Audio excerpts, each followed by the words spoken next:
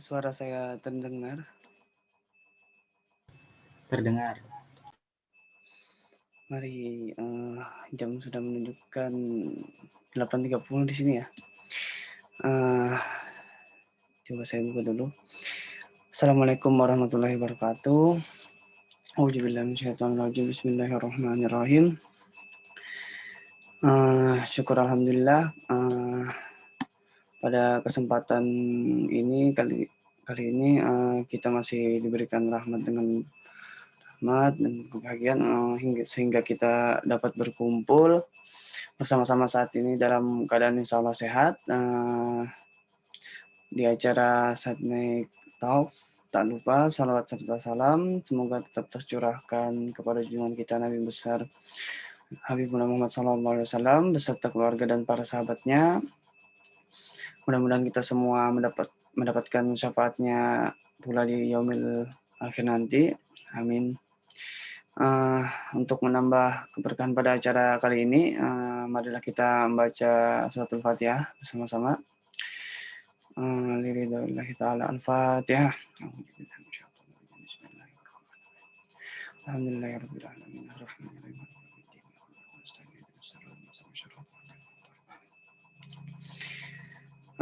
Pada acara kali ini, pemateri kita Mas Hili. Mungkin teman-teman sudah tahu semuanya ya.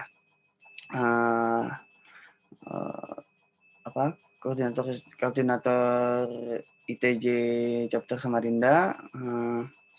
Kali ini saya Aan akan menjadi host pada pembahasan Proud to be Muslim.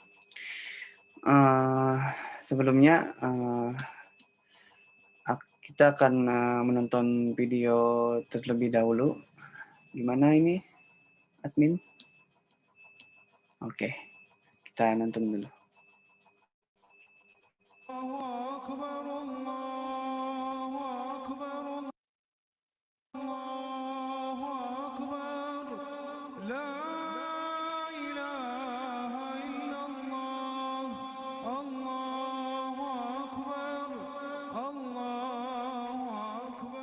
Ismi Samuel Shropshire, in America. I'm here in Saudi Arabia now for 7.5 years. I came here to work on a project involving Quran. I was here only to proofread the new translation of a Quran being done by Dr. Safi Kaskas. I had never read Quran before. I didn't know anything about Islam. All I knew about Saudi Arabia was that what I was told in America, that if I come here it was very dangerous. When I arrived here, I was sleeping in this very building. And I was afraid to walk out on the street. Dr. Safi Kaskas, he was my sponsor. I went to Dr. Safi and I said, I need to go to the supermarket. I would like to buy some food to eat. I said, how can I go there? And he took me to the window of his office and he pointed down the street and he said, you can find food there. And then I said, well, can your driver take me? He said, no, my driver is off today. So I began to walk. I would walk around the neighborhood here and people would come out of their homes. They would greet me and they would say, where are you from? And I'd say, my name is Samuel, I'm from the United States. And they would hug me. I was shocked. I was shocked. This is not what I expected. And when I went to the supermarket, people would come up to me, where are you from? And I would say, I'm from America. And they would say, Ahlan wa sahlan to Saudi Arabia. They would invite me to their home for dinner, for chai, for tea, for coffee. I got to know many people here. Every night I was reading this new English translation of the Quran. My responsibility in the project was not to translate, I didn't know Arabic. My responsibility was only to proofread the English, to make sure the English was correct. So every night I'm reading English Quran. writing down questions, and every morning meeting with Dr. Safi in his office and asking questions. والحمد لله كثيرا وسبحان الله بكرة I'm very happy to describe for you my first experience of Hajj. I came here in December 2011. I became a Muslim in June 2012, and then on the Hajj of 2013, I was able to complete Hajj. Some friends from Masjid Taqwa here in Jeddah asked me if I wanted to do Hajj. I said, yes, I do. I wanted to walk. So I walked on the beginning of Hajj. We met in Mecca. We did, we went inside the holy mosque, and the Kaaba. I saw the Kaaba doing tawaf, and then after that we walked to Mina Wadi, and from Mina Wadi to Masrila, from there to the mountain top of Arafat, and there we prayed. أكبر ولله الحمد الله أكبر Here I am 10 years later, sitting in Saudi Arabia. You know, the mosque that I knocked on the door, they built an apartment for me in the mosque next to the Imam. Shafiq, the one who opened the door and hugged me and said, Ahlan wa sahlan, he lives upstairs, above me, with his family. If you had told me 10 years ago when I was running for mayor, no, you're not going to be mayor. You're going to be a Muslim. You're going to be living in a mosque in Saudi Arabia. I want to say that Hajj was a great blessing in my life. It was like a spiritual cleansing. It was like forgiveness for all the sins that I had committed in this lifetime. الله أكبر لا إله إلا الله Only God can write this story. And I'm very happy, very proud to be Muslim, to be able to pray to Allah 5 times a day, and to have friends that love me and care for me here in Saudi Arabia. لا إله إلا الله Nah, sudah selesai. Nah, kita selanjutnya akan mendengarkan pemaparan dari Mas Hili, bagaimana keterkaitan video tersebut, kondisi umat sekarang, penyebab, konsekuensi keimanan, dengan tema kita yang sekarang, Proud to be Muslim. Agar tidak berlama-lama lagi, langsung saya serahkan ke Mas Hili. Ya, silakan, tafadhal. Ya, bismillahirrahmanirrahim. Hayyukum bitahiyatil Islam bisalam bitahiyatil ahlul jannah. Assalamualaikum warahmatullahi wabarakatuh. Waalaikumsalam warahmatullahi wabarakatuh. Innal hamdalillah nahmaduhu wa nasta'inuhu wa nastaghfiruh wa na'udzu billahi min syururi anfusina wa min sayyiati a'malina. Man yahdihillahu fala mudhillalah wa may yudlilhu fala hadiyalah. Asyhadu an la ilaha illallah wa asyhadu anna Muhammadan abduhu wa rasuluh man la nabiyya wa la rasula ba'da. Qala Allah ta'ala fil kitabihil karim ba'da a'udzu billahi minasyaitonir rajim. Bismillahirrahmanirrahim. Innad dina 'indallahil Islam. Shadaqallahul azim. Alhamdulillah di malam hari ini, malam minggu ya, masih bisa berjumpa dengan teman-teman semua, para troops IPJ Samarinda ya, yang hari ini meluangkan waktunya untuk kembali belajar berkaitan dengan Islam ya. Semoga niat kita dicatat oleh Allah sebagai amal pahala ya. Dan malam ini kita akan membahas berkaitan dengan Proud to be Muslim. Di saat Night Talks sebelumnya, di 2 kali pertemuan sebelumnya kita sudah membahas berkaitan dengan populisme Islam, juga kita sudah membahas berkaitan dengan Islamofobia ya. Dan ada keterkaitan satu sama lain ya. Dan hari ini kita juga akan membahas terkait dengan pro tubuh muslim. Ya.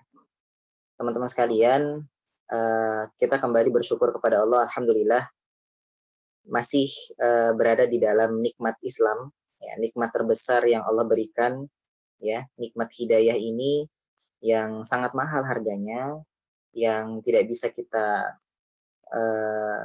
bayar gitu ya dengan sesuatu apapun gitu ya. Kalaupun bisa seluruh pun yang kita kasih ke Allah itu pun juga belum tentu ya. Karena nikmat Islam inilah yang kemudian merubah diri kita ya, kemudian menjadikan kita lebih baik gitu ya. Karena tadi berdasarkan ayat yang saya sebutkan di mukaddimah, bahwasanya tidak ada agama yang kemudian hari ini diterima oleh Allah di sisinya kecuali Islam gitu ya. Nah, berkaitan dengan arti dari pro tubuh muslim ini adalah bangga ya menjadi seorang muslim ya. Ya. Bangga menjadi seorang muslim gitu ya. Namun fenomena hari ini ya, kita melihat banyak sekali sebagian besar umat Islam, khususnya di kalangan para pemuda ya, di kalangan para pemuda ya kurang ya. Maka kemudian saya menggunakan tanda kurang di sini. Ya. Bukan tidak sama dengan gitu ya. Karena apa? Ya alhamdulillah masih banyak sebagian ya dari kaum muslimin yang bangga terhadap jati dirinya sebagai seorang muslim gitu. Nah, ternyata sebagian umat Islam khususnya di kalangan para pemuda ya tidak kurang bangga dengan identitasnya sebagai seorang muslim gitu ya. Nah, maka kemudian hari ini kita banyak melihat fenomena di sekitar kita ya, di media sosial juga demikian ya. Banyak para pemuda yang kemudian menutup diri jati dirinya sebagai seorang muslim. Kita bisa melihat misalnya teman-teman kalau misalnya lihat video-video TikTok gitu ya, misalnya biasa ada FYP lewat gitu ya. Nah, di TikTok itu banyak sekali kemudian fenomena seorang pemuda yang tidak bangga dengan keislamannya gitu ya. Nah, misalnya nih ya, ada sebuah video ya, kemudian di komen orang. Nah, komenannya ini bertanya, "Maaf Mas, agamanya apa?" gitu kan. Nah, kemudian harusnya respon kita ketika kita ditanya nih ya, agama kita apa ya harus jelas dong gitu ya. Bangga dong gitu kan sebagai seorang muslim, kita bangga, kita sampaikan bahwasanya kita ini seorang muslim gitu kan. Nah, tapi ternyata ketika ini ya di TikTok itu ternyata banyak fenomena pertanyaan-pertanyaan demikian dan jawabannya rata-rata banyak menjawab misalnya ini kan lagi santer ya, bahasanya tuh sopan gak nanya begitu gitu ya. Coba tanya guru lo gitu kan ya. Nah, seakan-akan menutup ya identitas diri gitu ya sebagai seorang muslim gitu. Nah, hari ini kemudian banyak terjangkit di kalangan umat khususnya di pemuda gitu ya. Belum lagi syubhat-syubhat yang lain gitu ya. Mengatakan bahwasanya agama ini ranah privat gitu. Ranah privat gitu ya. Tidak perlu diumbar gitu kan. Nah, cukup aku dengan Allah yang tahu gitu ya, bahwasanya aku ini seorang muslim gitu ya. Harusnya tidak gitu ya, karena ayat Allah menunjukkan bahwasanya kita harusnya bangga menjadi seorang muslim, bukan untuk ditutupi ya. Karena Islam ini kan jelas ya, disampaikan dengan terang-terangan. Para pendahulu kita salafus saleh juga terang-terangan dalam beragama Islam gitu ya. Namun kenapa di zaman kholaf sekarang ini, zaman sesudah salaf ini kemudian banyak penyimpangan-penyimpangan ya. Salah satunya penyimpangan ini adalah malu ya atau tidak bangga terhadap jati dirinya sebagai seorang muslim gitu.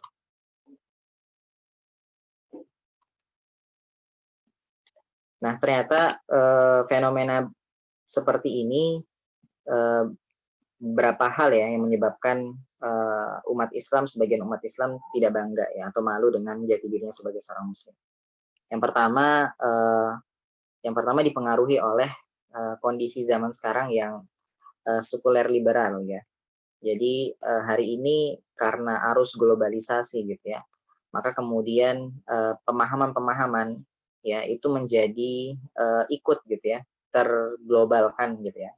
Ya, pemahaman-pemahaman yang di barat gitu ya, yang di negeri-negeri barat kemudian hari ini hadir di negeri-negeri timur gitu ya. Nah, salah satunya adalah pemahaman sekularisme dan pemahaman liberalisme gitu ya. Nah, ini yang kemudian menjangkiti umat gitu ya, umat Islam hari ini ya, karena pemahaman sekuler ini kemudian memisahkan gitu ya urusan urusan kehidupan kita di dunia dengan urusan kita terkait dengan agama gitu ya. Nah, mereka menafsirkan, sekularisme ini menafsirkan bahwasanya agama ini ranah privat. Agama ini kemudian urusan pribadi antara dia dengan Tuhannya gitu ya. Ya. Kemudian Tuhan itu tidak boleh mencampuri urusan dunia privat ya di dunia gitu ya. Jadi ada urusan ada bagian yang tidak boleh dicampuri oleh Tuhan ya, tapi di satu sisi dia masih tetap mengakui keberadaan Tuhan gitu ya. Tapi dengan cara persepsi demikian gitu ya dalam memahami agama gitu ya. Nah, ini yang kemudian terjadi di negeri barat, kemudian dibawa oleh arus globalisasi masuk ke dalam negeri-negeri timur, ya negeri-negeri kaum muslimin. Nah, padahal di dalam sebagai seorang muslim dalam memahami Islam itu tidak demikian gitu ya. Ya, karena memang kondisi di negeri barat pada waktu itu berbeda dengan negeri muslim. Ya, di negeri barat sebelum hegemoni sekularisme itu dihegemoni oleh Kristen gitu kan. Nah, di mana memang Kristen pada waktu itu menghegemoni kemudian menjadi sebuah agama negara gitu ya. Agama negara. Kemudian apa saja yang bertentangan dengan agama Kristen gitu ya pada waktu itu, entah dari pemerintahnya, entah dari ilmuannya, ya ketika bertentangan, meskipun itu benar, ya maka akan kemudian mendapatkan hukuman gitu ya. Maka kemudian hari ini orang-orang di barat sana trauma dengan agama, ya agama Kristen pada waktu itu. Karena apa? Ya karena terkesan otoriter dalam dalam diri menjadi seorang agama yang kemudian menghegemoni menjadi agama yang terbesar gitu ya, agama yang kemudian diadopsi menjadi aturan negara. Ini yang kemudian terjadi ya, akhirnya banyak banyak orang-orang barat yang kemudian trauma dengan agama Kristen ya, maka akan muncul kemudian pemahaman-pemahaman yang tadi gitu ya, sekularisme gitu ya. Ya. Maka kemudian arus sekularisme ini menghegemoni kemudian dianggap sebagai solusi gitu ya. Dan agama kemudian dikesampingkan gitu ya. Nah, itu yang terjadi singkat di negeri-negeri barat gitu ya. Traumanya kepada hegemoni Kristen gitu ya. Kemudian hari ini menghegemonilah sekularisme gitu ya. Nah, ini yang terjadi. Nah, tapi ini sayangnya ya, masuk ke negeri-negeri muslim dan orang-orang muslim mengadopsi pemahaman ini gitu ya. Ya. Mengadopsi pemahaman ini akhirnya bagaimana orang Kristen beragama itu juga diadopsi oleh orang Islam, bagaimana orang Islam itu beragama gitu ya. Ya. Kita bisa melihat ya di Kristen bebas gitu ya menafsirkan ayat-ayat Kristen, ayat-ayat Bible gitu ya. Ya. Bebas gitu ya menafsirkan ayat-ayat Bible dengan hawa nafsunya gitu ya. Nah, kemudian itu diadopsi juga oleh sebagian umat Islam ya, mengadopsi menafsirkan ayat Al-Qur'an ya dengan hawa nafsu gitu ya. Ya, maka kemudian kita banyak kalau teman-teman belajar ini ya berkaitan dengan penafsiran ayat Al-Qur'an gitu ya. Nah, ada juga satu metode yaitu hermeneutika ya. Yang seharusnya metode ini tidak tepat ketika kita ingin menafsirkan ayat Al-Qur'an gitu ya.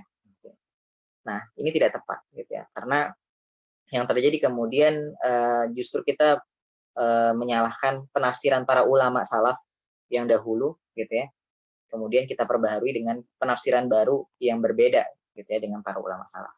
Nah, ini yang terjadi akhir-akhir ini gitu ya. Maka kemudian kita bisa melihat kalau misalnya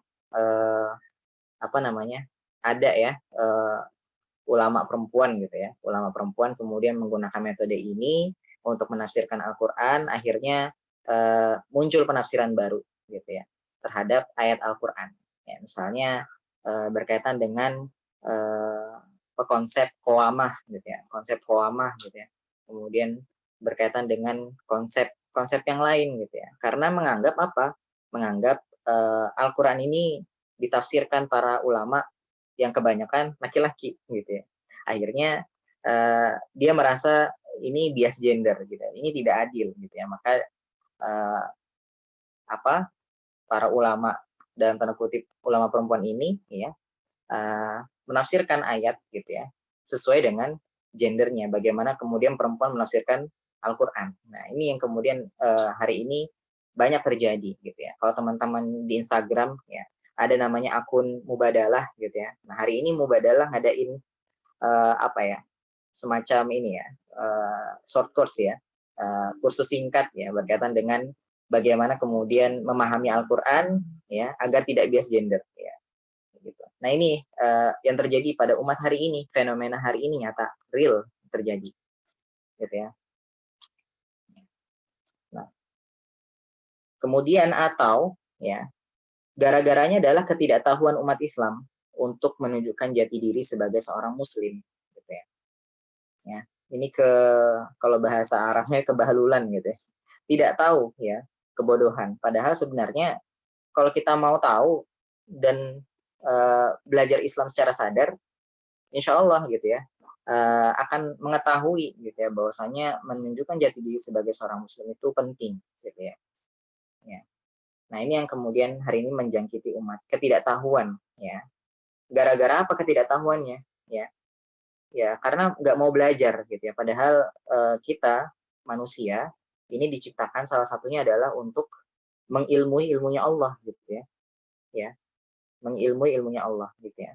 Tetapi hari ini kita tidak melakukannya gitu ya. Tidak tekun dalam mempelajari ilmu-ilmu Allah Subhanahu wa taala gitu yang ada. Baik itu dari ayat-ayat kauliyah maupun ayat-ayat kauniyah gitu ya. Gitu ya. Padahal kita sudah dibekali gitu ya akal gitu ya. Ya. Nah, harusnya kita juga memaksimalkan ini untuk mengetahui gitu ya. Kenapa seharusnya kita menunjukkan jati diri kita sebagai seorang muslim? Kenapa kita harus bangga menjadi seorang muslim? Nah, ini yang terjadi gitu. Nah, hari ini teman-teman sekalian ada sebuah pertanyaan ya. Kita hari ini berislam itu secara terpaksa atau hari ini kita berislam secara karena kesadaran gitu ya. Ini kan dua hal yang berbeda. Ya, pertama ya, kita semua alhamdulillah gitu ya, atau di antara teman-teman semua ada yang terlahir dari orang tua yang memang muslim gitu ya. Dari kedua orang tua yang muslim, maka kemudian otomatis gitu ya, teman-teman juga menjadi seorang muslim gitu kan. Nah, ini sebuah kesyukuran ya. Tapi di satu sisi lahir otomatis menjadi seorang muslim itu bukan menjadi sebuah modal gitu ya, tapi ini harus perlu ditingkatkan lagi gitu ya. Maka kemudian hari ini di satu sisi kita harus bersyukur lahir dari keluarga yang muslim, tapi jangan sampai kita kemudian menganggapnya bahwa lahir dengan keluarga muslim sudah otomatis paham dengan Islam gitu kan. Ya, padahal paham itu sendiri tidak tergantung dari awalnya kita, lahirnya kita dari mana gitu ya. Paham itu lahir dari mengetahui gitu kan. Ya, paham itu lahir dari mencari gitu ya. Nah, berbeda dengan kaum muslimin yang hari ini lahirnya bukan dari keluarga Islam ya. Kemudian sewaktu-waktu dia masuk Islam di usia tertentunya, kemudian dia belajar Islam gitu ya. Bisa jadi mu'alaf ini lebih Islam daripada orang Islam karena dia mempelajari Islam lebih daripada orang Islam yang sejak lahir. Nah, itu. Jadi teman-teman sekalian, hari ini kita berislam ini secara terpaksa atau tidak, gitu ya. Ya. Pertama, kita tadi sudah berislam sejak lahir, gitu ya. Tapi keberislaman kita sejak lahir ini kemudian kurang, gitu ya, karena kita tidak sadar, gitu ya. Kenapa kemudian kita hari ini berislam? Ya alasannya karena orang tua kita Muslim, gitu ya, maka kita Islam, gitu ya. Harusnya berislam itu tidak demikian. Harusnya berislam itu berislamlah secara sadar, gitu kan. Hari ini teman-teman berislam harusnya secara sadar, bukan karena terpaksa. Ya, terpaksanya kenapa, gitu ya? Dipaksa, gitu ya. Ini anak kecil, gitu ya, dipaksa. Bukan dipaksa. Sebenarnya dipaksa itu awalnya bagus, ya, untuk melatih. Ya, tapi kalau terus-terusan kita berada dalam keterpaksaan, itu juga akan berbahaya, gitu ya. Sampai dewasa terpaksa terus, gitu ya. Misalnya sejak kecil sudah diajari untuk sholat, gitu ya. Ya, sudah diajari nih. Kemudian kita tidak sadar kenapa kita harus sholat, gitu ya. Akhirnya kita enggan sholat, kemudian kita dipaksa terus untuk sholat, ya, sampai besar. Nah, artinya kita hari ini berislam secara terpaksa, bukan karena sadar. Nah, maka kemudian hari ini harusnya kita berislam secara sadar. Ya, kenapa kemudian kita memilih Islam? Ya, atau kenapa kita berada di dalam kondisi beragama Islam, gitu ya. Nah, jadi kita harus berislam secara sadar. Jangan cukup dengan Islam sejak lahir, gitu ya. Karena itu belum cukup untuk mengantarkan kita pada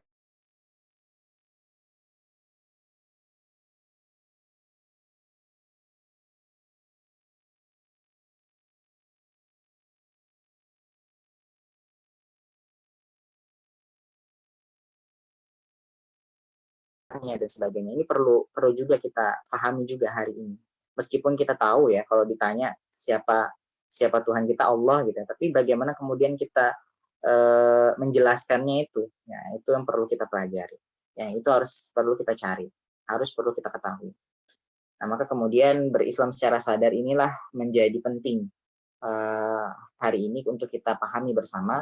Jangan sampai hari ini, sampai detik ini kita masih berislam secara terpaksa, gitu ya. Terpaksa, dipaksa terus, gitu ya. Ketika tidak ada yang memaksa, kita nggak ngerjakan jadinya, gitu kan. Nah, maka kemudian kalau sadar, ya, mau ada orang atau nggak ada orang, ya kita akan tetap berislam, ya, gitu ya. Gitu. Nah, padahal Allah Subhanahu wa taala sudah berfirman, ya, di dalam Al-Qur'an surah Al-Imran ayat 19, ya. Sesungguhnya agama yang benar dan diterima di sisi Allah hanyalah agama Islam, gitu ya. Agama Islam ini yang kemudian diterima, ya, dan benar, gitu ya. Maka kemudian ketika ada pertanyaan, ya, apakah agama Islam ini adalah agama yang paling benar, ya. Ada pertanyaan begitu, ya. Kalau misalnya kita jawab apa? Benar atau tidak? Ya, tidak jawabannya. Kenapa? Karena cukup dengan kata benar saja, tidak perlu menggunakan kata paling, gitu ya. Karena memang Islam ini adalah agama yang benar, gitu ya. Kalau kita menggunakan kata paling benar, maka berarti kita meyakini bahwasanya agama yang lain itu benar saja, gitu ya, tapi tidak paling benar. Paham ya? Ya. Maka kemudian hari ini kita memahami Islam ini adalah agama yang benar, gitu ya. Nah, agama yang benar, gitu ya. Dan Islam ini yang kemudian diterima di sisi Allah Subhanahu wa taala, gitu ya. Maka hari ini kita kembali menguatkan keimanan kita, ya. Setelah kita hari ini sebagai seorang muslim, selanjutnya adalah kita bagaimana menguatkan keimanan dan kepahaman kita terhadap Islam ini. Di ayat yang lain, ya, Allah berfirman, al-yawma akmaltu lakum dinakum wa atmamtu 'alaikum ni'mati wa raditu lakum al-Islam madinah. Di potongan ayat surah Al-Maidah ayat 3. Pada hari ini telah aku sempurnakan agamamu untukmu dan telah aku cukupkan nikmatku bagimu dan telah aku ridhoi Islam sebagai agamamu. Ya. Jadi Allah Subhanahu wa taala telah menyatakan Islam ini sudah sempurna, gitu ya. Dan Allah sudah cukupkan nikmat Islam ini kepada kita, ya. Dan Allah sudah meridhoi, ya, Islam ini sebagai agama kita, gitu ya. Maka kemudian ketika kita mencari agama lagi selain Islam, ya, ya kita tidak akan diterima gitu ya. Tidak akan diterima agama tersebut gitu ya. Nah, maka kemudian hari ini Islam ini sudah sempurna ya. Risalah-risalah para nabi itu sudah disempurnakan di dalam Islam. Ya, jadi ketika kita masih hari ini gitu ya, misalnya ada saudara kita gitu ya, mengatakan bahwasanya kita ini misalnya ya, ada yang Kristen, ada yang Yahudi mengatakan kita ini menyembah Tuhan yang sama loh gitu ya misalnya. Ya, jawabnya gimana? Ya, harusnya kita memahami bahwasanya dari ayat ini ya, Islam itu sudah menyempurnakan risalah-risalah Nabi yang sebelumnya. Kalau dia meyakini dia menyembah Tuhan yang sama, harusnya dia memeluk Islam gitu ya. Harusnya dia berislam ya, karena Islam ini yang kemudian menyempurnakan risalah-risalah sebelumnya gitu ya. Dan tidak ada lagi kemudian risalah harusnya ya, ketika dia mengaku pengikut gitu ya, pengikut Nabi Isa, Hawariun gitu. Harusnya dia kemudian ketika Islam turun harusnya mengikuti Islam gitu ya, masuk ke dalam Islam. Ya. Tapi ternyata orang-orang yang mengaku kemudian mengakui diri sebagai pengikut Nabi Isa gitu ya. Ya karena sebagian ada yang masih memegang ya Kristen Ortodoks ya dan sebagainya, ini yang menganggap bahwasanya kita beragama dengan Tuhan yang sama. Ya. Nah, tidak cukup itu ya. Nah, kita harusnya masuk ke dalam Islam. Nah, atau di ayat yang lain di surah Ali Imran ayat 85 ya, Allah mengatakan di sini, dan barang siapa mencari agama selain agama Islam ya, dia tidak akan diterima dan di akhirat dia termasuk orang-orang yang rugi gitu ya. Rugi sekali gitu ya. Ya bahkan celaka gitu ya. Nah, sudah beragama Islam tapi kemudian dia mencari-cari agama yang lain gitu ya. Nah, mencari-cari agama yang lain ya. Nah, harusnya teman-teman sekalian kenapa kemudian hari ini banyak sekali fenomena orang itu murtad gitu ya. Orang itu murtad karena yang pertama dia mempelajari Islam itu tidak melewati guru ya. Dia mempelajari Islam itu hanya dengan melihat bagaimana kaum muslimin berislam ya. Atau dia hanya melihat agama Islam itu ya di Arab sana gitu ya. Jadi ketika dia melihat suatu kesalahan ya, misalnya kesalahan dari individu muslim ya, atau ada kesalahan individu muslim di Arab gitu ya, kemudian dia menyalahkan Islam, padahal individu muslim dengan agama Islam ini berbeda gitu ya. Agama Islam tadi sudah dikatakan sempurna gitu ya, sudah kafah gitu ya, sedangkan umat Islam, individu ini, manusia ini adalah tempatnya khilaf gitu ya. Ya, adalah tempatnya salah. Ya, maka kemudian ketika ada individu muslim yang salah, ya itu wajar gitu ya, manusiawi gitu ya. Ada yang terjebak dalam kesalahan gitu ya, itu wajar gitu ya. Nah, tapi kemudian hari ini kita harusnya berislam karena agama Islam ini sudah sempurna gitu ya. Kita berislam karena meyakini Islam ini sudah sempurna. Maka kemudian mempelajari Islam itu bukan melihat dari fenomena kaum musliminnya ya. Harusnya kita mempelajari Islam itu dari literaturnya ya, dari sumbernya gitu ya. Ya maka kemudian kita akan mendapati Islam itu seperti apa gitu ya. Nah, tapi perlu digarisbawahi bahwasanya teman-teman sekalian, jangan kemudian kita melegitimasi bahwasanya iya kaum muslimin itu memang tidak sempurna gitu ya. Ya kemudian jangan lihat kaum musliminnya gitu ya. Ya tapi hari ini orang-orang di barat sana ya itu melihat Islam itu ya dari kaum musliminnya gitu ya. Ya, dari kaum musliminnya ya. Dia tidak pernah bertemu dengan Al-Qur'an, ya tidak pernah bertemu dengan hadis gitu ya. Dia melihat fenomena kaum musliminnya gitu ya. Bahkan lebih parahnya lagi digambarkan oleh media-media barat yang anti kontra dengan Islam, ya Islam itu buruk gitu ya. Maka tambah lagi dia memahami Islam itu jelek gitu ya, memahami Islam itu tidak baik gitu ya, agama yang tidak harus ada gitu sampai seperti itu. Nah, maka kemudian teman-teman sekalian, kita sebagai seorang muslim harus menyadari bahwasanya beragama itu tidak jangan sampai kita hanya memahami secara ini ya, pemahaman saja, tetapi harus kita praktekkan gitu ya. Karena al ilmu qabla amal gitu ya. Ya, maka ilmu dulu baru amal. Nah, ketika kita sudah memahami baru kita beramal. Nah, maka kemudian orang-orang yang tidak tahu Islam itu melihat orang Islam yang beramal dengan amal Islami, ya maka kemudian mereka bisa menafsirkan atau bisa menilai bahwa Islam itu seperti itu gitu ya, seperti orang yang mengamalkan Islam ya gitu ya. Nah, maka kemudian hari ini tugas kita sebagai seorang muslim ya adalah mengamalkan ajaran kita yang sudah kita pahami agar orang-orang yang melihat kita, orang-orang non muslim, orang-orang kafir yang melihat kita ya dia bisa menilai dan bisa mengetahui Islam dari bagaimana kita berislam, bagaimana kita beragama gitu ya. Seperti contoh video di awal tadi gitu ya, bagaimana kamu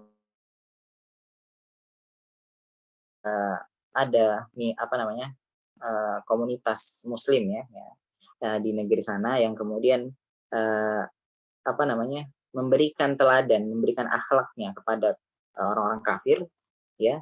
Nah, akhirnya kemudian tersentuh ya, kemudian mempelajari Islam dengan mencoba membaca Al-Quran ya, terjemahan bahasa Inggris gitu ya. Nah, ini yang kemudian hari ini harusnya kita memberikan hal yang demikian ya.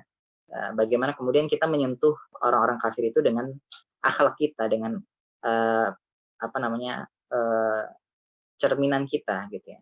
Dengan akhlak kita orang bisa masuk Islam loh gitu ya. Tanpa sadar dengan akhlak kita orang itu bisa masuk Islam ya. Ya, maka kemudian hari ini jangan sampai kita hanya memahami Islam itu apa namanya hanya sampai pada intelektualnya saja, tapi juga harus sampai pada pengamalannya. Ya, karena ini penting, ya, karena ini penting, ya, untuk kita lakukan, ya, agar Islam itu dinilai oleh orang-orang di luar Islam yang tidak pernah menyentuh isi dari Islam itu, mengetahui bagaimana Islam mengajarkan umatnya. Seperti demikian. Nah, maka kemudian hari ini teman-teman sekalian, yuk kita berislam secara sadar, gitu ya, memahami Islam ini adalah agama yang benar, agama yang diridhoi oleh Allah Subhanahu Wa Taala, gitu ya. Karena konsekuensi kita berislam hari ini, ketika kita sudah bersyahadat, ya maka konsekuensinya adalah kita harus berislam secara sempurna, ya. Artinya mempelajari Islam gitu ya. Meskipun nanti pemahaman kita tentang Islam ini belum sempurna, ya tapi kita harus menuju pada kesempurnaan itu, ya. Ya, menuju pada kesempurnaan itu. Jangan sampai kemudian kita merasa cukup dengan belajar Islam, ya, yang ada di bangku-bangku sekolah gitu ya. Mulai dari SD, SMP, SMA, kuliah bahkan hanya 1 semester gitu ya. Misalnya. Ya. Harus kita terus mempelajari Islam gitu ya. Nah, bahkan porsi mempelajari agama Islam ini, mempelajari ilmunya Allah ini, agama Islam ini lebih harus kita prioritaskan gitu ya, karena ini wajib ain gitu ya. Ya. Sedangkan ilmu-ilmu yang hari ini menjadi konsentrasi teman-teman itu sebagai ilmu-ilmu yang kemudian harusnya menambah keimanan, ya gitu ya, menambah keimanan kita kepada Allah, gitu ya. Nah, tapi hari ini di pendidikan ya juga ternyata terjadi masuk pemahaman sekularisme tadi gitu ya. Akhirnya pendidikan ya, ilmu itu dipisah dengan ilmu Allah gitu ya. Akhirnya ya kenapa terjadi demikian ya karena begini gitu ya. Ya, misalnya nih, kenapa buah apel itu jatuhnya ke mana? Ke bumi gitu ya, ke lantai, ya ke tanah gitu ya. Ya karena ada gaya gravitasi gitu ya. Jawabannya gitu. Ya, harusnya tidak demikian, kurang sempurna gitu ya. Harusnya fenomena tersebut harusnya bisa menambah keimanan kita gitu ya. Nah, itu salah satu contoh kenapa kemudian hari ini harusnya pendidikan kita itu harus menyertakan ya ayat-ayat kauniyah tadi harusnya kita sertakan dengan ayat kauniyah sebagai penambah keimanan gitu ya, menambahkan keimanan kita gitu ya. Jangan sampai yang kita pelajari itu justru kita merasa di Islam nggak diajarin gitu ya. Padahal Islam itu sudah mengajarkan gitu ya. Hanya saja tidak di merger ya, dipisah gitu ya. Nah, Ini yang terjadi. Nah, maka kemudian hari ini teman-teman sekalian, saya ulangi lagi, berislamlah secara sadar, ya, jangan sampai hari ini kita masih berislam secara terpaksa, ya, dan pahamilah Islam, karena ketika kita sudah memahami Islam, insya Allah kita akan menjadi orang-orang yang termasuk golongan selamat, gitu ya. Dan kenapa kemudian kita hari ini harus bangga menjadi seorang Muslim, ya? Karena di salah satu ayatnya yang lain, ya, Allah mengatakan kuntum khairu ummatin ukhrijat linnas, ya. Kita ini adalah kita, ya, kata Allah, ini adalah umat terbaik, gitu ya. Umat terbaik yang dikeluarkan dari manusia, ya, yang dilahirkan dari manusia, dari kalangan manusia, ya. Nah, ini harusnya sebuah kebanggaan bagi kita kaum muslimin karena dia dinyatakan oleh Allah sebagai umat terbaik, gitu ya. Nah, tapi tidak sampai situ, gitu ya. Ada kelanjutannya. Nah, kenapa kemudian kita disebut umat terbaik? Ya.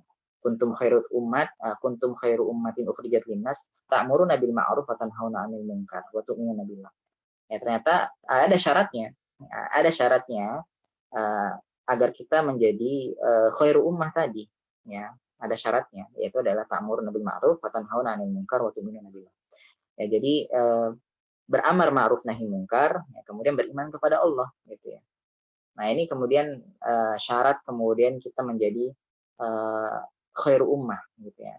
Tapi hari ini syarat tadi itu adakah, gitu ya, di diri kita? Nah, adakah di diri kita sehingga kita pantas disebut khairu ummah? Apakah hari ini kemudian kita menjalankan amar ma'ruf nahi munkar?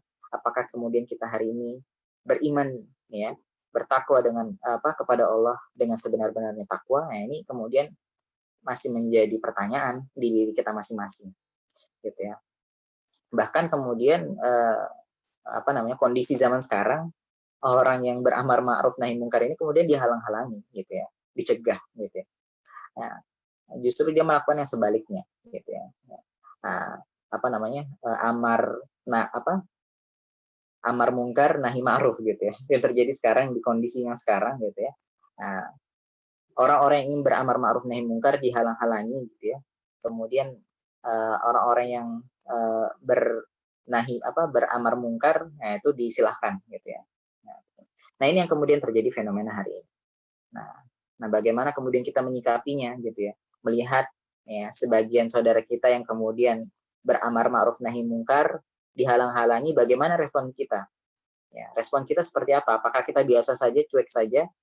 Ya, atau ada amarah, ya. Amarah itu wajar, gitu ya. Ada amarah kemudian kenapa beramar ma'ruf nahi munkar itu dilarang, gitu ya. Kenapa harus dicegah, gitu ya. Harusnya minimal kita ada pertanyaan seperti itu, ya. Karena apa?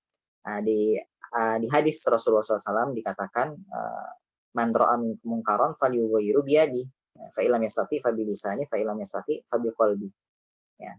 Nah, ini yang kemudian menjadi dalil, ya, kemudian bagaimana ketika kita melihat kemungkaran harus kita cegah, ya, cegah dengan cara apapun, ya, dengan dengan tangan kita, dengan kekuasaan kita, ya, atau dengan lisan kita, ya, atau dengan hati, ya.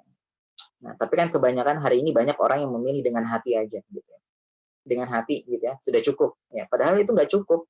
Dikatakan mencegah kemungkaran dengan hati ini selemah-lemahnya iman, bentuk dari selemah-lemahnya iman. Apakah kemudian hari ini iman kita lemah, gitu ya? Ya, harusnya kita mencegah kemungkaran itu bisa dengan yang lain. Kalau teman-teman punya kekuasaan, gitu ya, ya gunakan kekuasaan itu untuk mencegah kemungkaran yang ada di sekitarnya. Ya, kalau teman-teman hari ini bisa dengan lisan atau tulisan, ya cegah kemungkaran itu dengan lisan atau tulisan, gitu ya. Ya, jangan diam saja, ya, atau mencegahnya, menolaknya dengan hati, gitu ya. Mencegah dengan hati. Ya, emang teman-teman lagi dikelilingi oleh orang-orang orang-orang kafir harbi, gitu ya. Kemudian mencegahnya dengan hati, gitu ya. Kondisi sekarang kita bisa mencegah kemungkaran itu bisa dengan kekuasaan, dengan lisan, dan dengan lisan. Ya. Kalau dengan hati itu emang kondisi teman-teman sekarang lagi terjepit, gitu ya. Kan enggak. ya kan. Nah, harusnya kita bisa mencegah kemungkaran itu dengan lebih ya dengan hanya sekedar menolaknya di hati gitu. Nah, ini harusnya demikian ya kita berislam ya. Maka kemudian harusnya kita bangga menjadi seorang muslim ya, karena tadi Allah menyatakan kita sebagai khairu ummah ya. Maka syarat-syarat kita menjadi khairu ummah itu harus kita penuhi gitu ya. Harus kita penuhi gitu ya. Dan khairu ummah ini ya, umat terbaik ini kemudian akan lebih baik lagi gitu ya. Ya, ketika individu itu sudah beramar ma'ruf nahi mungkar, kemudian beriman kepada Allah, ya khair ummah ini akan lebih baik lagi ketika kita menjadi satu umat ya, yang bersatu gitu ya. Nah, umatan wahidah gitu kata sebagian kaum muslimin yang lain, umatan wahidah gitu ya. Berada dalam satu umat yang kokoh ya, yang kemudian melindungi Islam dan kaum muslimin ya, melindungi Islam dan kemuliaan kaum muslimin ya. Nah, kita bisa menolong saudara kita di Palestina, kita bisa menolong saudara kita di Rohingya, kita bisa menolong saudara kita di Uighur dan lain-lain ya, di saudara-saudara muslim kita yang lain yang hari ini kondisinya tidak sebaik dengan kita hari ini ya, atau jangan-jangan sebenarnya kondisi mereka itu jauh lebih baik daripada kita. Karena kita ini berada dalam ketenangan ya, tapi bahaya sebenarnya kita berada dalam arus tenang tapi bahaya gitu ya. Sedangkan mereka itu berada dalam kondisi demikian, kemudian mengokohkan keimanan gitu ya. Justru bisa mengokohkan keimanan. Tapi kalau kita hari ini tenang, ya, ketenangan itu bukan berarti bisa meningkatkan kekuatan keimanan kita. Ya. Bisa jadi ketenangan itu justru berbahaya buat kita. Ya, kalau kita tidak memanfaat ketenangan ini untuk kemudian lebih gitu ya, lebih berusaha berjuang ya untuk Islam gitu ya. Kalau kita merasa tenang ya, tapi ternyata kita keimanan kita ini menurun ya, nah ini kemudian justru lebih celaka lagi, lebih merugi lagi ya. Nah, maka kemudian hari ini teman-teman harus bersyukur berada di negeri yang tenang gitu ya, kemudian bisa berislam gitu ya. Ya, tapi kemudian kita jangan sampai kemudian hari ini cukup dengan kondisi yang demikian. Ya, karena hari ini ternyata tadi ya, kondisi beramar ma'ruf nahi mungkar itu dihalang-halangi gitu ya, dicegah ya, bahkan di ini ya, di blokade gitu ya, ditutup gitu ya. Nah, itu harusnya jangan sampai hari ini kita kemudian cukup dengan kondisi sekarang gitu ya. Bagaimana kemudian kita ini berislam secara sempurna ya, karena Islam itu mengatur sendi kehidupan, maka kemudian kita memperjuangkan Islam itu juga dalam sendi kehidupan gitu ya. Karena hari ini ya, Indonesia gitu ya, beberapa pekan terakhir gitu ya, pemerintah melirik wakaf umat Islam, kemudian memanfaatkannya gitu ya.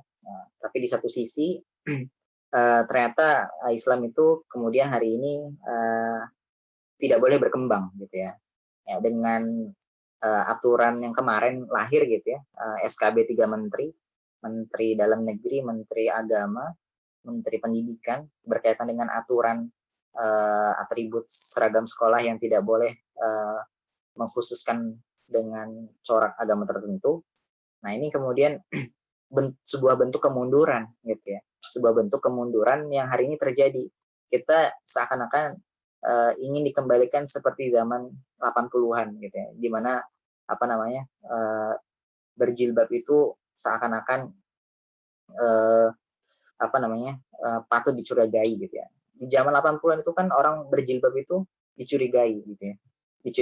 Ditanyai afiliasi politiknya apa gitu kan. Kemudian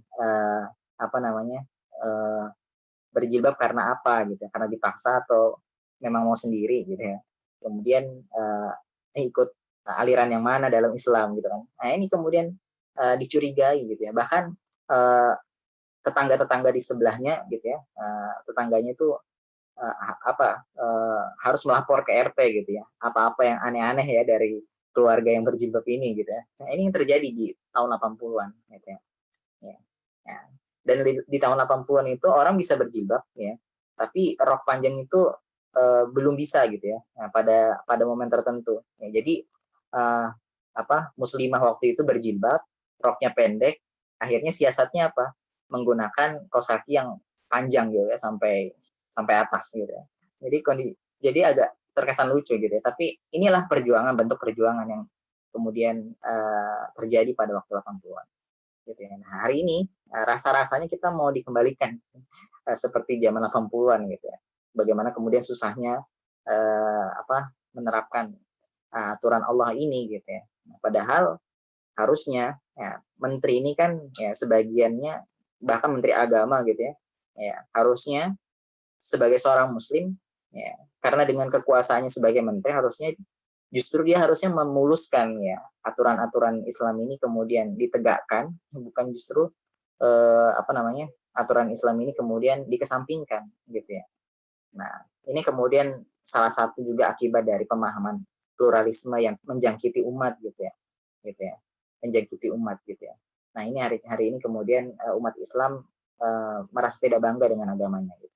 Nah, semua agama sama gitu ya. Kemudian akhirnya tidak bangga dengan Islamnya, ya malu dengan Islamnya bahkan ya, dan menganggap agama lain juga benar gitu ya. Ya, kalau demikian ya harusnya dia ya bisa inilah ya, bisa selang-seling lah ya, besok bisa jadi Kristen, besoknya bisa jadi Hindu gitu ya. Harusnya gitu gitu kan. Kalau dia merasa agama yang lain benar, tapi kenapa dia masih di Islam gitu kan. Nah, begini ya. Demikian ya malam hari ini. Jadi kita harus mengokohkan jati diri kita sebagai seorang muslim ya, tampakkan keislaman kita ya. Ya, tampakkan keislaman itu mulai dari akhlak kita, ya, mulai dari pakaian kita, ya, mulai dari tutur kata kita. Nah, ini harus kita tampakkan bahwasanya kita seorang muslim. Gitu ya. Jangan sampai kita malu-malu bahkan tidak menampakkan minimal dari tadi dari yang 3 tadi. Lisan kita terjaga ya, kemudian pakaian kita memang pakaian yang takwa, libasut takwa, kemudian akhlak kita juga akhlak yang islami gitu ya, sehingga orang-orang di luar sana itu tidak perlu nanya lagi sudah tahu kalau kita Islam gitu kan. Nah, kenapa kemudian hari ini banyak orang yang bertanya karena apa di Indonesia ini kenapa kemudian ya di TikTok itu kenapa kemudian banyak orang yang bertanya agamamu apa? Karena ya mayoritas di di Indonesia ini agamanya Islam. Kemudian ketika melihat individu ini kemudian kok tidak sesuai dengan ajaran Islam, ya wajar kemudian ditanyai agamanya apa gitu kan. Karena tidak mencerminkan agamanya gitu. Nah, maka kemudian hari ini kita harus bangga dengan Islam kita, tampakkan keislaman kita, ya kemudian perjuangkan Islam ini, ya semoga ini kemudian jadi kita jangan sampai jadi penonton lah ya. Kita di Islam ini jangan sampai kemudian jadi penonton. Ada orang sebagian yang memperjuangkan Islam, ya, kemudian ada juga sebagian yang lain menghalang-halanginya gitu ya, atau kita jadi yang menonton gitu ya. Nah, jadi ada 3 kondisi, kita mau jadi yang mana? Ya, kita mau di tribun jadi penonton, atau kita mau di lapangan jadi pelaku gitu. Pelaku entah kita jadi yang penghalang-halang Islam ini atau menjadi pejuang Islam ini. Nah, itu kan yang terjadi gitu ya. Hari ini kita harus mantapkan kita mau berada di mana. Ya. Mau di lapangan yang menjadi pejuang Islam atau mau di lapangan juga tapi menjadi penghalang Islam atau mau di tribun aja, mau nonton aja gitu kan. Nah, ini harus kita pilih ya karena hidup ini juga pilihan ya. Kita mau memilih yang mana itu juga nanti akan dipertanggungjawabkan. Itu. Nah, barangkali demikian. Semoga malam hari ini kita makin mengokohkan keislaman kita, kesadaran keislaman kita. Kita berislam tidak lagi secara terpaksa, tapi karena sadar bahwa kita ini membutuhkan Islam, ya. Ya, dan kemudian dengan kepahaman kita, kemudian insya Allah jadi wasilah, ya, wasilah untuk orang-orang di luar Islam mengenal Islam, ya, karena melihat kaum musliminnya berakhlak Islam, gitu ya. Kemudian kita memperjuangkan Islam gitu ya, mulai dari tataran individu, keluarga, masyarakat sampai juga negara, gitu ya. Karena Islam ini tidak hanya mengatur hubungan kita dengan Allah saja, tapi juga mengatur hubungan kita dengan manusia, gitu ya, hubungan kita dengan alam, gitu ya. Mungkin demikian di malam hari ini materi Pro Tubuh Muslim. Semoga bisa mencari referensi materi yang sama di kajian-kajian yang lain dengan ustadz-ustadz yang lain, dengan pemateri-pemateri yang lebih yang lebih lagi yang lain. Semoga ini bagian dari pembuka teman-teman sekalian cakrawala untuk lebih memahami kenapa kita harus bangga terhadap jati diri kita sebagai seorang muslim. Allahul musta'an. Wallahu a'lam bishawab. Assalamualaikum warahmatullahi wabarakatuh. Waalaikumsalam warahmatullahi wabarakatuh. Wah, ini banyak hal-hal baru yang kita dapat nih. Langsung saja, siapa tahu ada yang ingin bertanya, menanggapi, atau menyatakan sesuatu, dipersilahkan.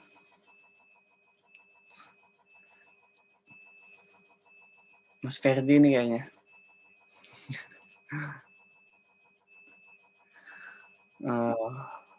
Untuk ada yang Mas Ferdi yang ngomong ya? Lain. Oh ini, Mas Silih. Jadi saya dulu pembukaan bertanya. Boleh. Ini ada yang privat juga nih. Oh, ada yang privat juga ya? Aan dulu deh. Oh iya. Ya, soal ini mungkin lebih ke prakteknya sih, lebih ke pengalaman di kampus lah, di teman-teman sekitar gitu. Banyak yang teman-teman ini malu gitu saat ini terdengar enggak ya?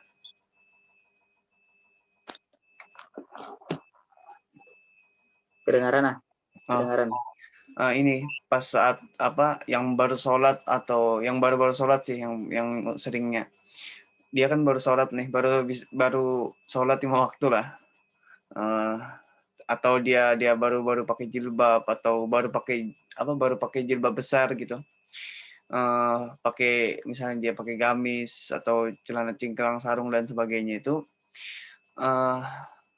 malu, yang lebih enak dicontohkan itu seperti sholat gitu, pas ngumpul mau izin sholat misalnya ngumpul di sore senja gitu kan, nah mau izin sholat maghrib nih, nah itu mereka malu kadang. Nah teman-teman itu cerita gitu kadang, malu izin sholatnya itu, nanti dikatain sosok alim gitu kan. Nah ya, dan sejenisnya lah, bakal diolok, diejek,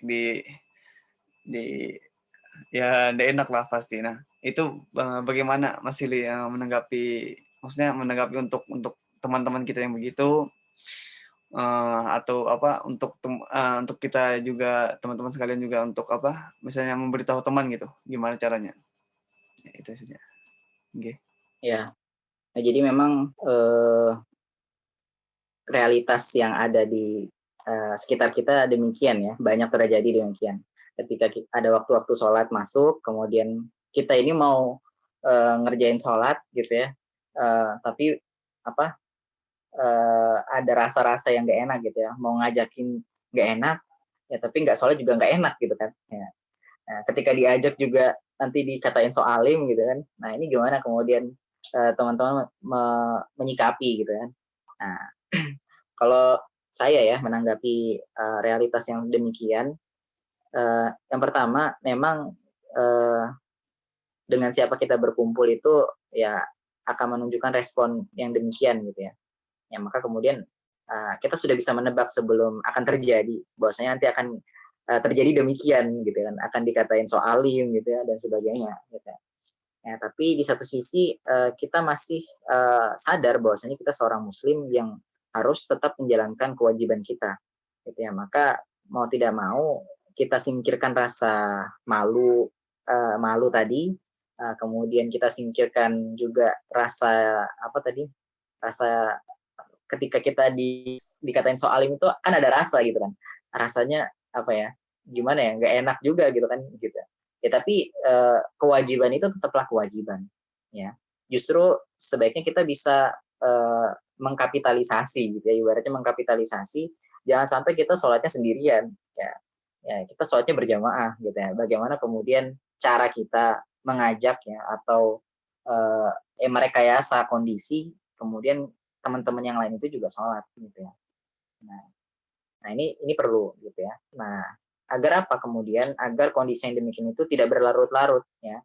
Bisa jadi satu waktu kita masih bisa tahan gitu ya, masih bisa tahan, nggak malu dan pergi sholat ya. Tapi akankah kondisi ini kemudian bisa bertahan di kondisi yang lain ya? Apakah kita masih bisa memilih sholat daripada memilih tetap berkumpul gitu ya, atau seperti apa? Nah ini kan perlu juga kita pikirkan ke depan gitu ya, bahwasanya tidak selamanya kita bisa dengan mudahnya memilih sholat gitu ya daripada memilih teman gitu ya. Maka kemudian hari ini tugas kita kemudian mengkapitalisasi sholatnya tadi agar tidak munfarid gitu ya, agar tidak sendiri, tapi juga bisa mengajak teman-teman yang lain untuk kemudian sholat berjamaah gitu ya. Nah itu. Nah ini peran kita ya, karena saudara muslim kita yang lain itu bagian dari tanggung jawab kita ya. Nah, jadi kita berteman itu ya kita punya misi lah ya, punya teman ya. Sehingga teman-teman kita yang memang belum memahami Islam dengan benar ya, belum paham banget dengan Islam, ya itu harusnya kita punya misi lah ya dengan mereka gitu ya. Bagaimana kemudian kita bisa memahamkan Islam ya pelan-pelan gitu ya. Nah, pelan-pelan gitu ya. Pelan-pelan ini ya sesuai dengan kondisi lah ya.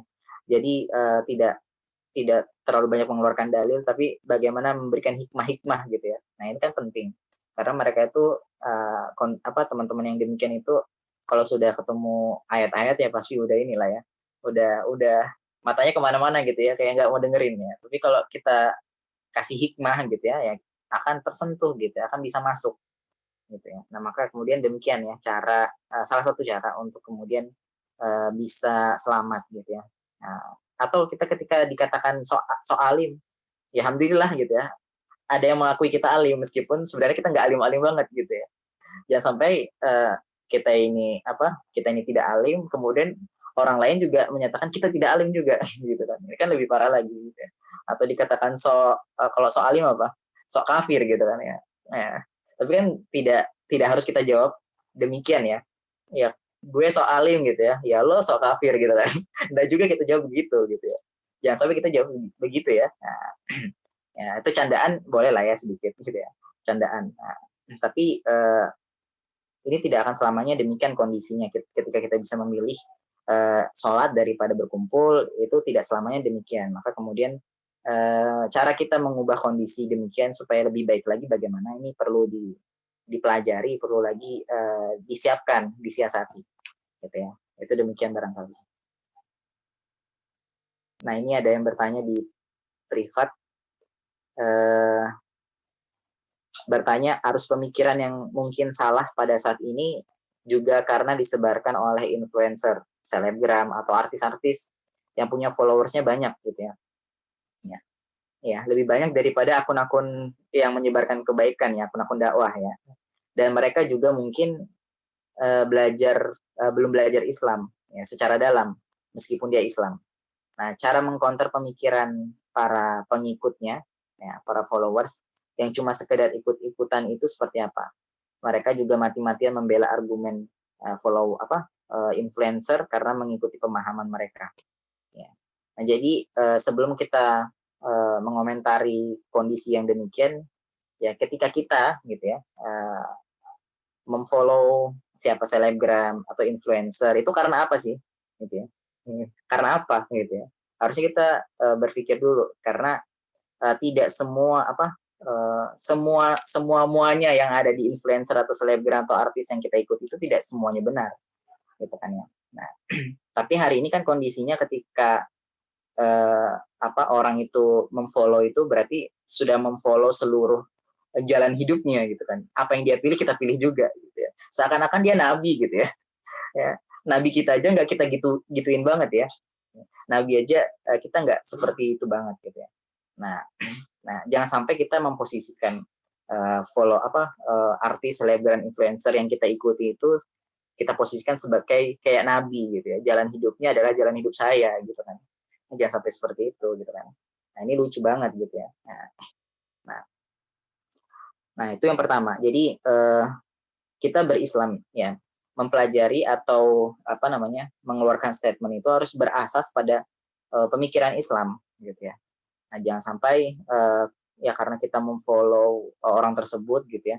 Ya kemudian misalnya dia hanya karena gara-gara ini ya nikmat bukan nikmat ini ya anugerah misalnya ketampanan atau kegantengan atau kecantikan dia ikuti gitu ya. Dia follow semuanya apa yang kemudian keluar dari mulutnya dia ikuti gitu ya. Nah, harusnya kita tidak demikian ya. Ya kita sebagai seorang muslim mengidolakan seseorang itu jangan sampai seperti mengidolakan nabi gitu ya. Ya, apa yang kita idolakan ya bentuknya hal-hal yang baik gitu ya.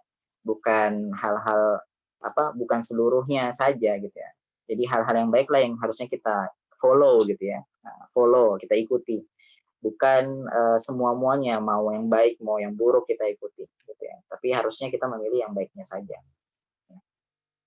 Nah, maka kemudian hari ini penting juga seorang muslim itu menjadi seorang influencer gitu ya. Punya pengaruh gitu ya. Ya, seorang muslim itu harusnya memang harus punya pengaruh. Setiap diri seorang muslim itu harus punya pengaruh gitu ya. Ya harus punya pengaruh, bahkan harus bisa jadi rujukan gitu ya. Harus bisa jadi rujukan teman-teman ya. Ya. Pernah nggak sih teman-teman di kondisi ketika orang nggak tahu agama terus tanya ke kita, itu pernah nggak sih gitu kan? Nah, itu kan berarti ada pengaruh gitu ya.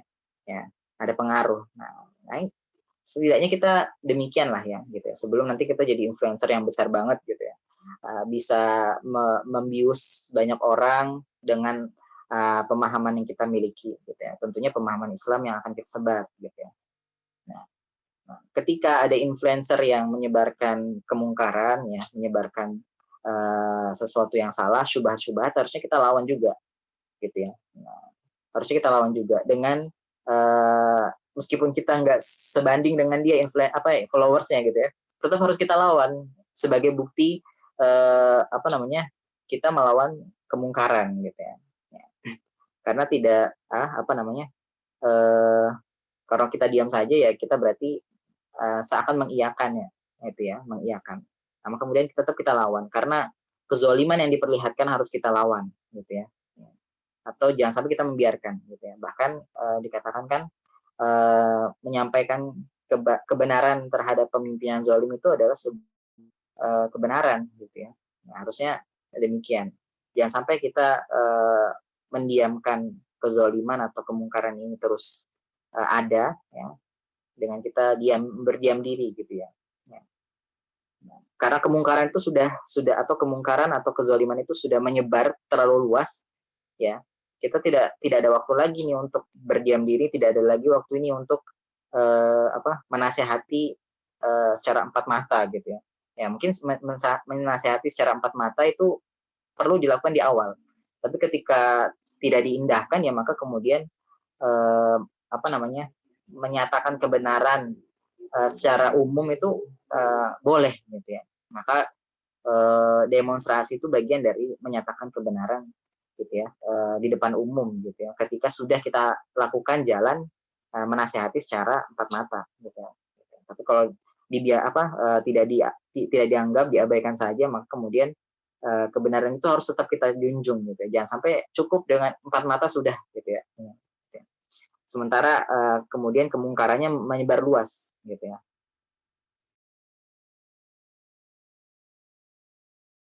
Followers ini lebih fanatik gitu ya. Bahkan lebih responnya lebih tajam daripada influencer itu sendiri gitu kan. Misalnya nih saya komen di akunnya siapa ya, Gita Saf atau Kalis Mardiasi gitu ya.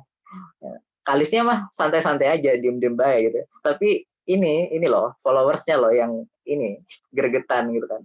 Nah gitu. Ya udah gitu. Ya udah sih, kita kan mau membantahnya bantahan dari pernyataan mereka influencer tadi. Masalah followersnya, counternya ya kita perlu counter juga gitu ya, tapi yang perlu kita counter lebih itu adalah influencernya karena dia yang banyak menyebarkan pengaruh gitu kan. Ya, kalau yang followersnya bahkan juga akun-akun bodong ya, akun buzzer gitu ya, nggak perlu banget tidak perlu jadi prioritas lah ya. Meskipun tetap kita perlu counter tapi tidak jadi prioritas. Karena yang prioritas itu tadi yang kepala-kepalanya ini loh, yang menyebarkan pemahaman yang salah karena dia punya pengikut yang banyak gitu kan di media sosialnya. Gitu. Nah, demikian ya. Jadi ketika kita mengidolakan seseorang jangan sampai kita menyamakan dia stratanya seperti nabi gitu ya. Ya, cukup kita ikuti yang baiknya saja gitu kan. Ya. Demikian. Ya. Dari siapa tadi ya? Harni gitu ya. Dari Harni.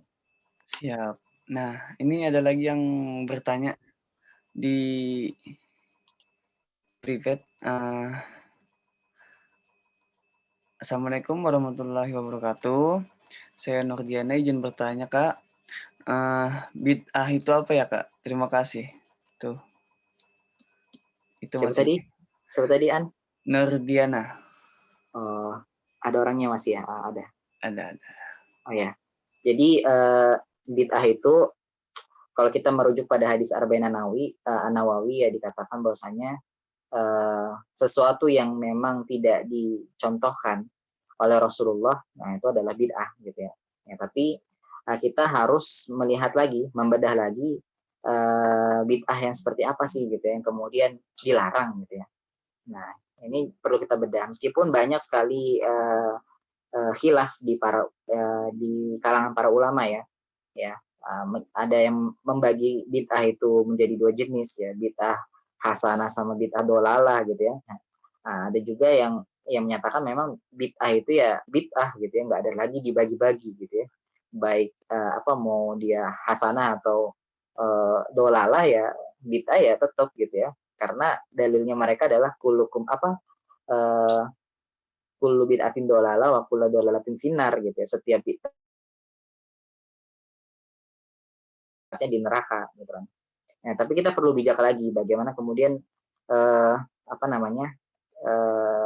melihat fenomena bid'ah hari ini gitu ya, atau pengertian bid'ah hari ini gitu ya. Jangan sampai kemudian kita terjebak, kita mencukupkan diri dengan pengertian bid'ah oleh segelintir para ulama dan menafikan pemahaman bid'ah ya, pemahaman definisi bid'ah dari kalangan ulama yang lain gitu ya.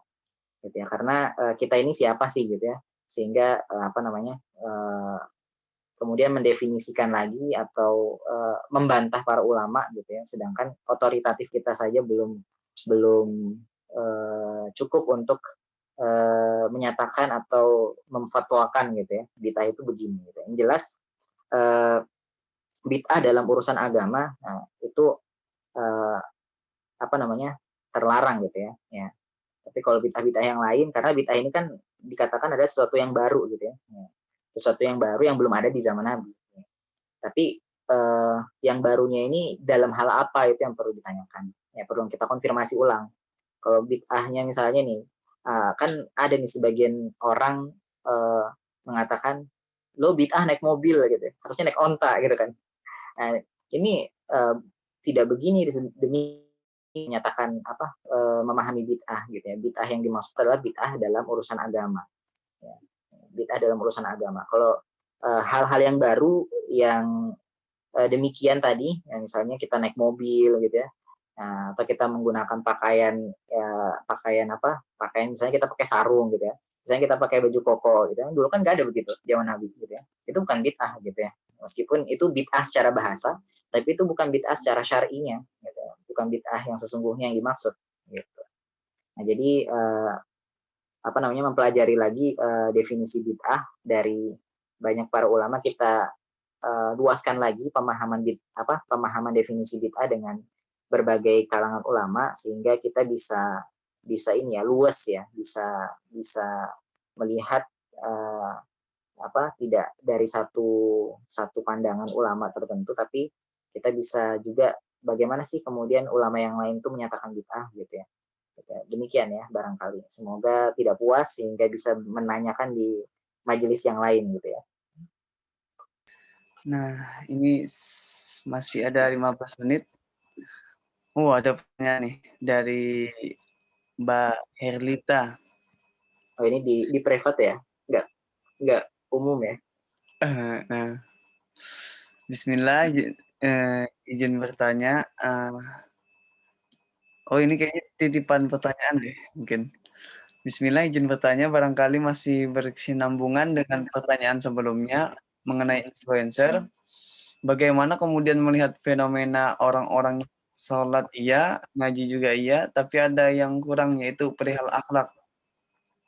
Sehingga kemudian muncul istilah Islam saja begitu, jahat atau anti toleran dan sebagainya. Kemudian hal ini digunakan sebagai amunisi bagi orang-orang yang mau menjatuhkan Islam, bahkan kepada orang Islam sendiri. Kan hal ini tidak sesuai jika dikaitkan dengan trilogi ilmu iman amal, bahwa akan saling berkorelasi. Lalu bagaimana sikap kita atau argumen kita yang tepat untuk mengcounter hal ini? Terutama hal ini sering terjadi dalam percakapan dengan buzzer di sosmed, karena kalau tidak memiliki argumen yang tepat akan membuat orang awam yang baca barangkali akan berubah pandangannya terhadap Islam, atau ekstrimnya akan mempertanyakan atau menjadi malu dengan identitasnya sebagai Muslim. Syukron. Oh, ini terkait identitas nih. Langsung dijawab Mas Ili. Ya, jadi misalnya nih ada influencer ya, yang ngaji juga iya, sholat juga iya, tapi ada kemungkaran yang masih dijalanin gitu ya misalnya. Nah, terus itu dijadikan dalil oleh orang-orang yang lain, bahwasanya tadi ya, ini dia pinter ngaji gitu ya. Bahkan ini ya, kalau misalnya ada kasus gitu ya, yang ditonjolkan tuh tentang keislamannya gitu ya. Seorang hafiz Quran melakukan perzinahan misalnya atau apa gitu kan. Seakan-akan yang salah itu bukan individunya, tapi karena dia ngaji Qurannya gitu ya, hafiz Qurannya. Tapi ini yang kemudian terjadi ya. Ini permainan media juga yang media mainstream yang tidak suka dengan Islam. Ya, bagaimana kemudian kita menyikapi ya orang yang menjadikan dalil seseorang Muslim ya, di satu sisi dia unggul di ibadah yang lain, tapi ternyata melakukan maksiat gitu ya. Nah, jadi teman-teman sekalian, memang betul ada korelasi antara ilmu, iman, dan amal gitu ya. Nah, tetapi tidak sesempurna itu bisa dilakukan oleh manusia gitu ya. Ya. Karena manusia juga tidak hanya dibekali oleh akal, tapi juga oleh nafsu gitu ya. Nah, ada satu sisi kondisi nafsu lebih mendominasi daripada akalnya, sehingga yang terjadi adalah sebuah kekhilafan ya, atau kesalahan ya, jatuh pada lubang kesalahan ya. Nah, ini kemudian bisa terjadi oleh manusia. Nah, maka kemudian kita menyikapinya, kita menyikapi ini ya, menyikapi individu ini ya, yang disoroti gitu ya, bukan orang-orang yang ngomongin gitu ya. Kita menyikapinya dengan demikian, bahwasanya tadi ya, manusia bisa jadi melakukan sebuah kesalahan. Tapi ingat bahwasanya kesalahan yang terjadi itu karena ketidaksengajaan atau khilaf ya, karena khilaf gitu ya, bukan karena sadar gitu ya, atau dengan bangganya dia melakukan kemaksiatan. Nah, ini beda lagi konteksnya ketika bangga dengan kemaksiatannya, ini yang jadi perbedaan ya. Jadi ketika kita lihat dulu permasalahannya atau kasusnya seperti apa. Apakah dia ini misalnya tadi ya rajin sholat, rajin ngaji, kemudian melakukan kemaksiatannya itu karena ketidaksengajaan ya, atau karena kesadarannya melakukan itu. Nah, itu yang pertama. Ya. Kemudian bagaimana kemudian kita melihat fenomena ya, orang-orang yang menggunakan dalil seorang Muslim. Ya, ini Islam mengajarkan gini nih gitu ya. Misalnya ada seorang hafiz Quran gitu ya, tapi dia ini cabul misalnya kayak gitu. Ya. Nah, ini Islam mengajarkan kayak gitu nih gitu. Harusnya kan nggak demikian gitu ya. Jadi jangan sampai kita memahami Islam itu sesempit itu. Nah, maka tadi akan ini ya, akan banyak kita kalau kita melihat Islam itu dari cara beragama umat Islamnya, maka kita akan selalu menilai Islam itu akan salah, ya akan salah gitu ya. Ya karena apa? Ya karena tadi kita melihat Islam itu belajar Islam itu dari individu Muslim yang juga manusia yang bisa jadi tempatnya salah gitu ya. Maka kemudian tadi ya pelajari Islam itu ya memang dari sumbernya gitu ya, bukan dari individunya ya, tapi bukan berarti apa individu muslim ini tidak bisa punya peran ya untuk apa namanya menjadikan teladan dirinya untuk orang lain gitu ya. Nah itu yang pertama ya. Jadi bagaimana nih menyikapi yang apa ada orang yang kemudian menjadikan dalil manusia yang lain gitu ya. Ya tadi kita sampaikan demikian ya. Bahwasanya tidak bisa kita menilai sebuah ajaran itu dari individu gitu ya. Ya, individu itu manusia gitu ya. Itu harus kita pahamkan dulu lebih awal kepada orang-orang yang menggunakan argumentasi. Seorang muslim juga bisa, ya memang sih seorang muslim memang juga bisa khilaf gitu kan ya, dia aja lebih banyak khilafnya mungkin daripada seorang muslim gitu ya. Maka kemudian dalil yang demikian dengan analogi-analogi yang mudah dicerna, dipahami oleh dia, ya itu kita gunakan ya. Agar apa? Agar dia cepat paham dengan analogi. Biasanya kan orang-orang itu antipati, alergi dengan dalil ya. Kita bisa gunakan dengan analogi gitu ya. Agar dia paham maksudnya sama tetap gitu ya. Maksudnya sama meskipun kita nggak pakai dalil, tapi tujuannya bisa tercapai dengan analogi tadi ya. Apalagi kita berdebatnya apa dengan orang-orang kafir gitu ya, notabene memang nggak belajar Islam gitu ya. Masa kita kasih dalil dia sudah kafir gitu ya, nggak kafir itu ya memang nggak beriman dengan dalil gitu ya. Kita nggak bisa kasih dalil, maka kita gunakan analogi-analogi gitu ya supaya dia memahami ajaran Islam ini gitu ya dengan analogi gitu ya. Maka kemudian mempelajari ilmu kalam ya itu juga apa boleh gitu ya, karena ini juga bagian dari bagaimana kita mengajarkan atau memahamkan Islam kepada orang-orang yang tidak mempelajari Islam ya, agar dia mengetahui Islam itu sebenarnya gitu ya. Cuman mungkin ada di sebagian kalangan yang lain ya apa namanya mengatakan belajar ilmu kalam itu sesat gitu ya. Nanti ini ya paginya beriman, sorenya jadi kafir gitu ya. Itu gimana tuh? Nah, itu. Ini mungkin bisa dicari lagi ya, maksudnya gimana. Demikian ya. Tadi siapa? Herlita. Sebenarnya ini ada beberapa pertanyaan lagi. Ini gimana ini pemateri? Sisa 6 menit. Kalau waktunya sampai jam 10 ya. Satu pertanyaan lagi bisa ya?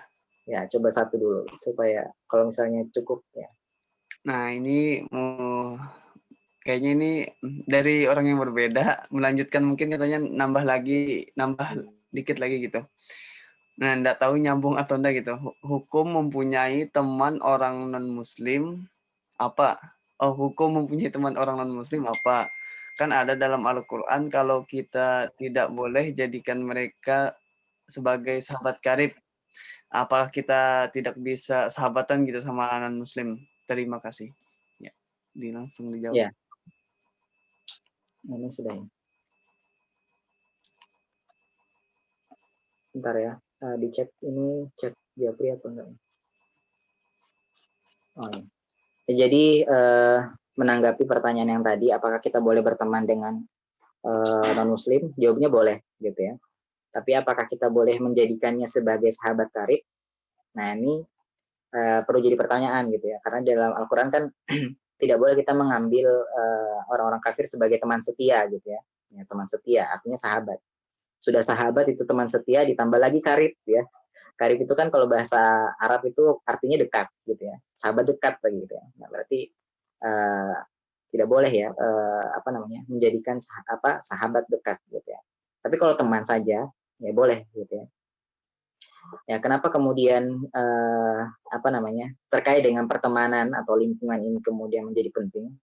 Ya karena berbagai hal menyatakan bahwasanya memang lingkungan pertemanan, kemudian lingkungan apa lingkungan dan pertemanan ini kemudian jadi faktor terbesar gitu ya untuk pengaruhnya terhadap individu ya, terhadap diri kita masing-masing ya. Ya, misalnya nih apa ya, teman-teman sekalian gitu ya, berteman gitu ya, dengan sekelompok orang yang punya perilaku yang A misalnya.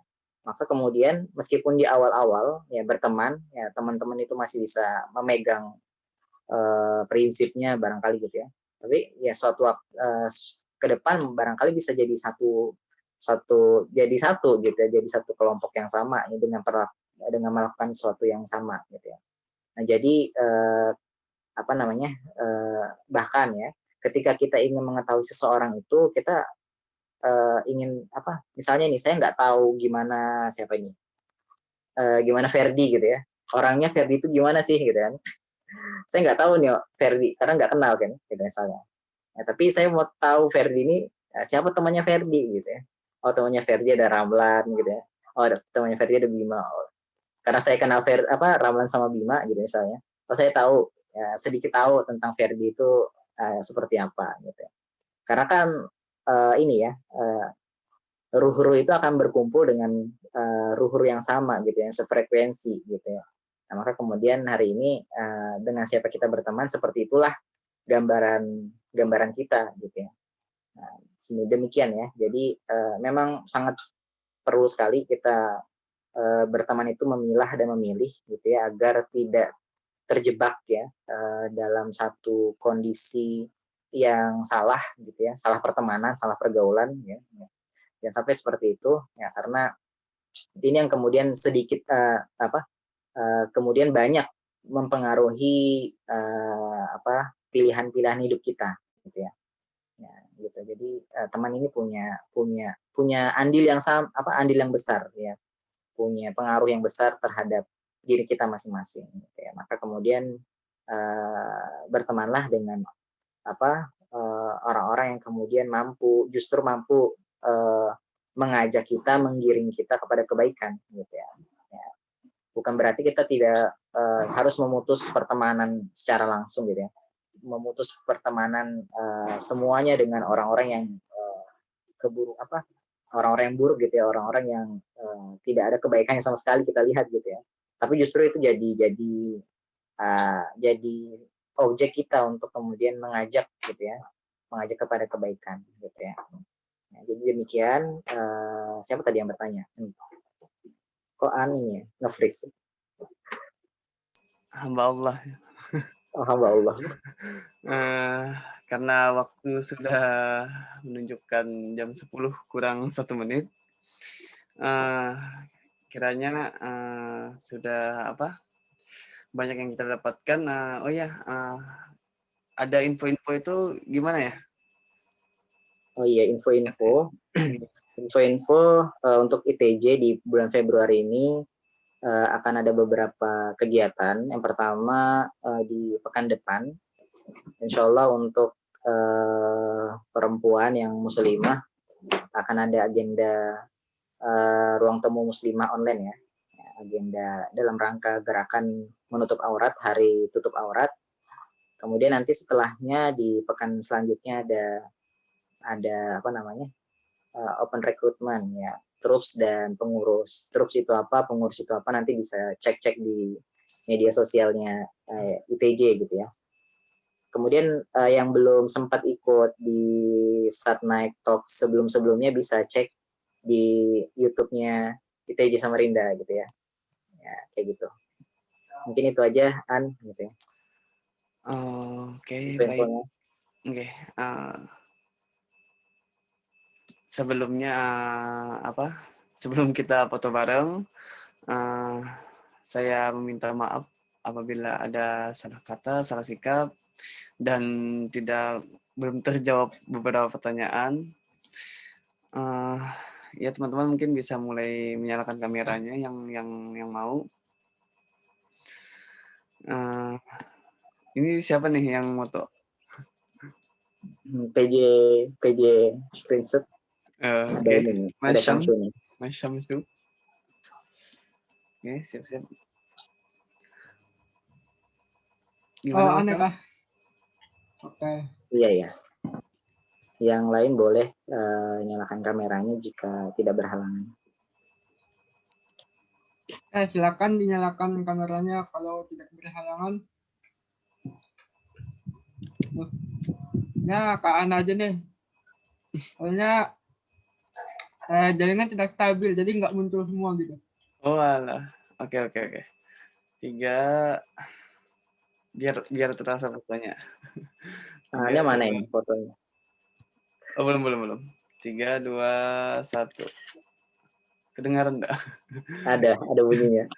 3, 2, 1. Ya. 3 kali biar bagus. Oke. Terima kasih kepada yang sudah hadir, sudah menyimak sampai akhir. Sekali lagi saya minta maaf apabila ada kesalahan, ada salah sikap, ada salah kata.